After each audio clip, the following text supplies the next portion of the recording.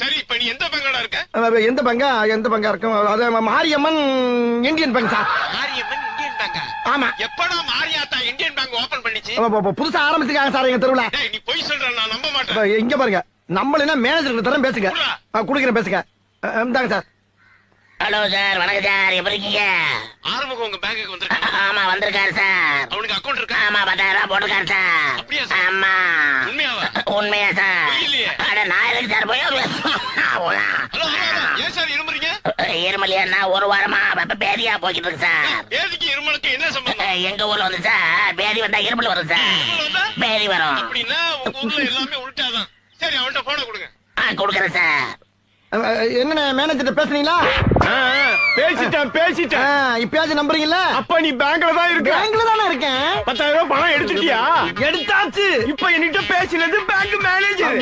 Bank manager. ஆமா.